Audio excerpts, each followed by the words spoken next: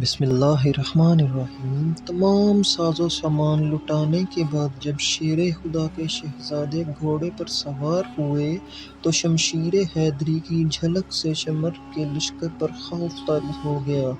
سیدنا علی رضی اللہ عنہ کے بیٹے کو میدان میں آتے دیکھ کر ایک عظیم فوج کانپنے لگی۔ اللہ اکبر! تاریخ عالم کا یہ انوکھا واقعہ تھا کہ ایک طرف 22,000 کی فوج کھڑی تھی اور دوسری طرف اکیلا سوار، اور یہ بات بھی قابل ذکر ہے کہ ان 22,000 میں سے ایک بھی ایسا مرد نہ تھا جو شاہ سوار کربلا امام سیدنا حسین رضی اللہ عنہ کا تنہا مقابلہ کرتا۔ حالانکہ اس زمانے میں اصول یہی تھا کہ ایک آدمی کے مقابلے میں ایک ہی شخص لڑنے آتا، لیکن آتے کیسے؟ سب نے تو رسول اللہ صلی اللہ تعالیٰ علیہ وآلہ وسلم کا فرمان سن رکھا تھا، حسین مجھ سے ہے اور میں حسین سے ہوں۔ طمع و لالچ نے عقلوں کو اتنا اندھا کر دیا تھا کہ پوری فوج ہی شہزادہ رسول صلی اللہ تعالیٰ علیہ وآلہ وسلم کا سر کاٹ کر یزید کے دربار میں انعام دینے کے خواب دیکھ رہی تھی۔ مگر یہ کیا، سب ایک دوسرے کا منہ دیکھ رہے تھے کہ آخر کار سوار کربلا کا مقابلہ کون کرے گا۔ ناظرین گرامی، انفرادی جنگ جو عربوں کا شیوا تھی، جہاں ایک کے مقابلے میں ایک آتا، لیکن شجاعت حیدری کے وارث کو دیکھ کر یزیدی فوج نے صرف انفرادی جنگ سے پیچھے نہیں ہٹی بلکہ اجتماعی حملہ کرنے کی بھی کسی کو جرأت نہ ہوئی۔ وجہ یہ تھی کہ سب نے سن رکھا تھا کہ جب گھڑ سوار سامنے ہے، اس کی شہادت کا چرچا بچپن سے ہو چکا ہے۔ ایک بار حضرت جبرائیل امین صلی اللہ تعالیٰ علیہ وآلہ وسلم کی بارگاہ میں حاضر ہوئے۔ اس وقت امام حسین رضی اللہ عنہ بھی حضور صلی اللہ تعالیٰ علیہ وآلہ وسلم کی گود میں بیٹھے تھے۔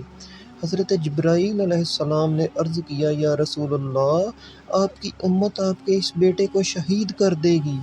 پھر مقام شہادت بھی بتایا اور وہاں کی مٹی بھی پیش کی۔ ذرا منظر کا تصور کیجئے، ایک اکیلا گھڑ سوار 22,000 کے لشکر کی طرف بڑھ رہا ہے، اور ادھر لشکر کا امیر عمر بن سعد شمر سے مشورہ کر رہا ہے کہ ہمیں حسین رضی اللہ عنہ پر تیروں کی بارش کر دینی چاہیے تاکہ وہ ہماری صفوں تک نہ پہنچ سکیں، ورنہ ہمارے سینکڑوں سپاہی مارے جائیں گے۔ اب حالت یہ ہے کہ نواسہ رسول صلی اللہ تعالیٰ علیہ وآلہ وسلم حضرت امام حسین رضی اللہ عنہ میدان کی طرف بڑھ رہے ہیں، اور بزدل فوج دور سے ہی تیر برسائے جا رہی ہے کہ کہیں وہ قریب نہ آ جائیں۔ امام رضی اللہ عنہ کو تیر لگ چکے ہیں۔ شمشیر حیدری پر پورا لشکر ایک بارگی حملہ آور ہوتا ہے۔ خوف کے مارے فوجیوں کی گردنیں کٹ رہی ہیں۔ سینکڑوں یزیدی جہنم رسید ہو چکے ہیں کہ اچانک امام علی مقام کو اذان کی آواز آتی ہے۔ آپ رضی اللہ عنہ نے تلوار روک دی اور نماز کی اجازت طلب کی۔ یہی وہ لمحہ تھا کہ شمر ملعون کے اکسانے پر مالک بن کندی نے پیچھے سے ایسا وار کیا کہ تلوار آپ کے مبارک سر کو چیرتی ہوئی پیشانی تک جا پہنچی۔ خون کا فوارہ پھوٹ پڑا۔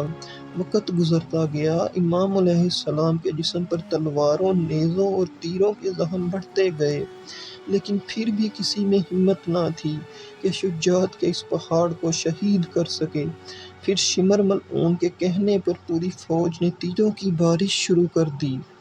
ہولی بن یزید نواسہ رسول صلی اللہ تعالیٰ علیہ وآلہ وسلم کا سر کاٹنے کے لیے آگے بڑھا، لیکن اس کے ہاتھ کانپنے لگے۔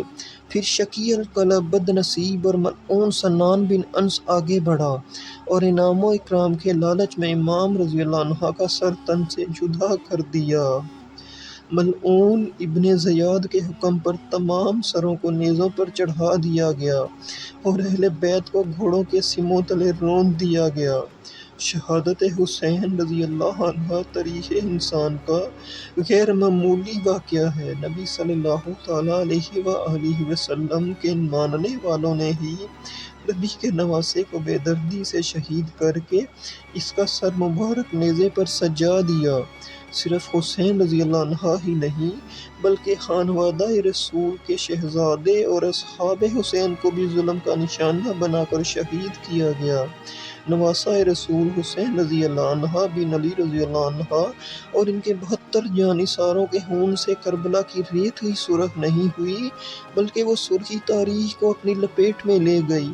محدثین بیان کرتے ہیں کہ امام رضی اللہ عنہ کی شہادت پر صرف دنیا بلکہ زمین و آسمان بھی رو دیے۔ بیت المقدس میں جو بھی پتھر اٹھایا جاتا اس کے نیچے سے خون نکلتا۔ اسی طرح شام میں بھی شہادت کے بعد جہاں بھی پتھر ہٹایا جاتا نیچے سے خون کا چشمہ ابل پڑتا۔ محدثین کہتے ہیں امام حسین رضی اللہ عنہ کی شہادت کے وقت آسمان سرخ ہو گیا۔ پھر سیاہ امام طبری معجم الکبیر میں محمد بن سیرین سے روایت کرتے ہیں کہ شہادت کے وقت آسمان پر سرخی چھا گئی تھی۔ امام باقری رضی اللہ عنہ نے دلائل النبوہ میں حضرت علی بن مسہر سے روایت کی کہ ان کی دادی نے فرمایا میں سیدنا حسین رضی اللہ عنہ کے وقت ایک کم عمر لڑکی تھی۔ آسمان کئی دنوں تک جمے ہوئے خون کی طرح ہو گیا تھا۔ شہادت کے بعد سادات کو قید کر لیا گیا۔ اب اسیران کربلا کا قافلہ شہیدوں کے سروں کے ساتھ کوفہ کی طرف روانہ ہوا۔